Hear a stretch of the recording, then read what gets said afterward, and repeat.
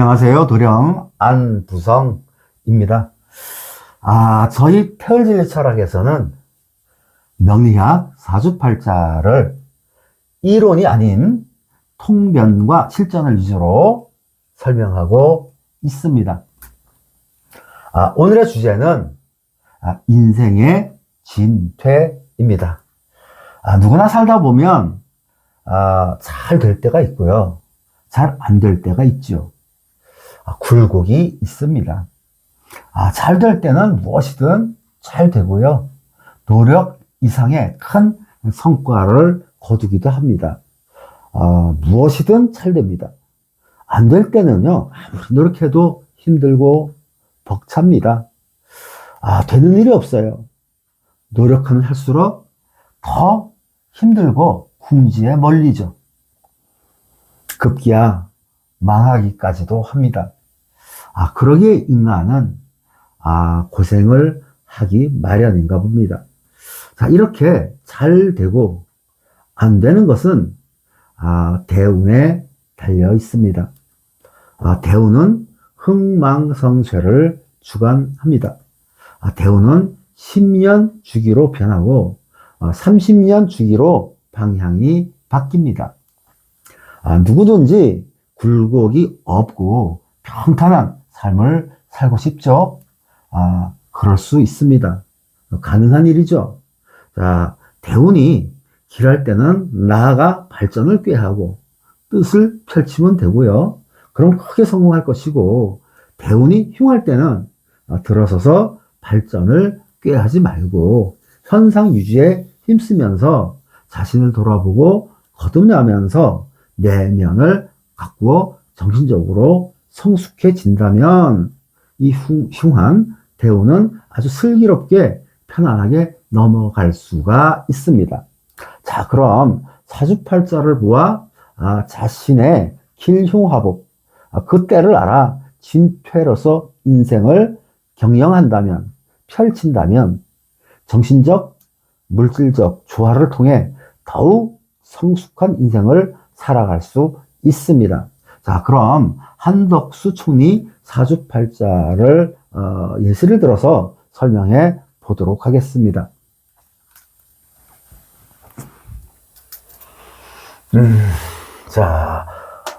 한덕수 전 총리 사주팔자입니다. 생년월일은 양력으로 1949년 6월 18일, 음력으로는 49년 5월 22일에 태어났습니다. 태어난 시는 몰라요. 알 길이 없죠. 이 생년은 인터넷상 도는 것을 취했습니다. 해서 한덕수 전 총리 생년이 아닐 수도 있음을 감안하시고 들어주셨으면 합니다.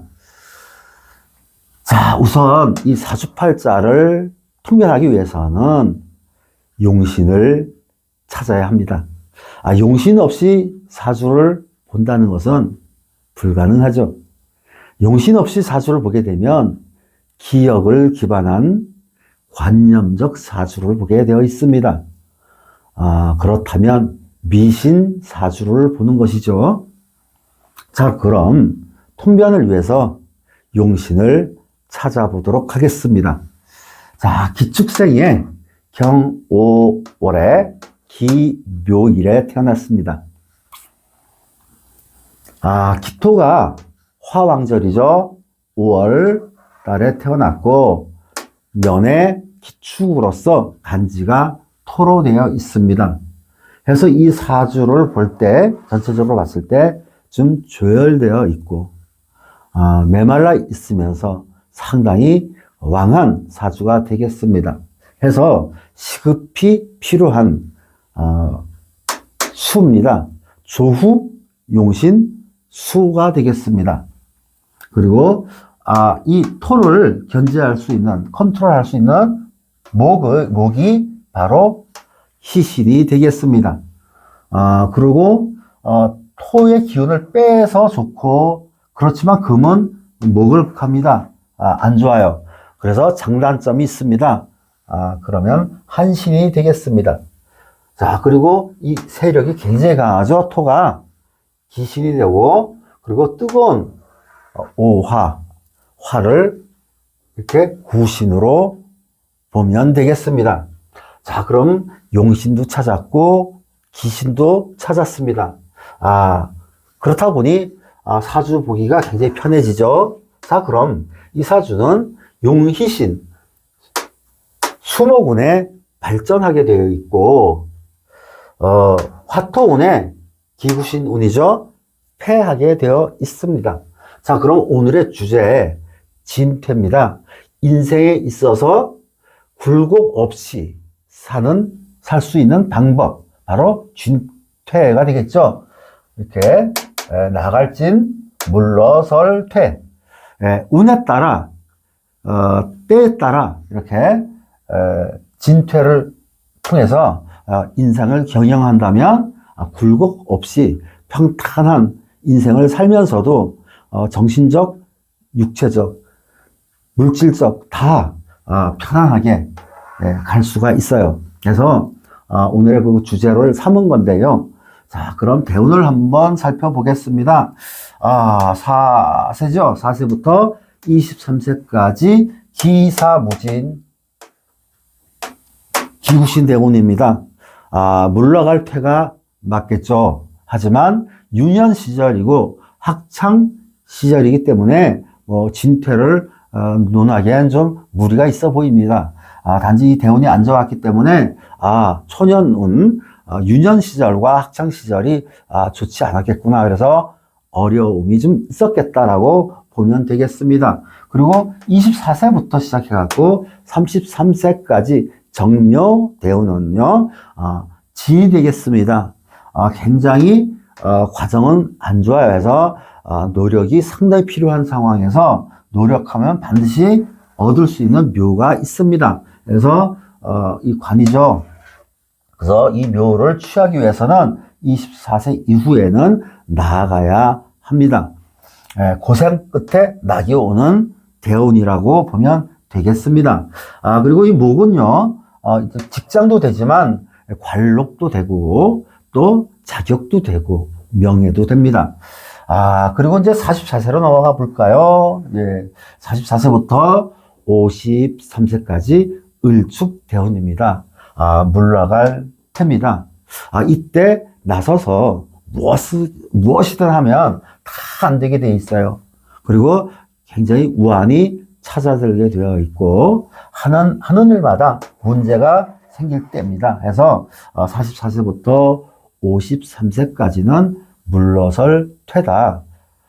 이렇게 보면 됩니다. 그러면 어떻게 살아야 하냐? 물러서서 현상 유지를 하면서 자신을 되돌아봐야죠. 그리고 거듭나야 됩니다. 해서 내면의 세계를 살찌우고, 그리고 정신적으로 성숙하는데 전념해야 하겠습니다. 그럼 참 잘 사는 거죠. 자, 그럼 54세부터 봅시다. 73세까지예요. 20년 대운입니다. 자, 갑자 개해예요. 자, 용신 대운이죠. 그리고 갑은 또 희신입니다. 천간지지가 이렇게 용신운을 받고 있어요. 그러면 뭔가 고생 끝에 낙이 아니라 기양 잘 됩니다.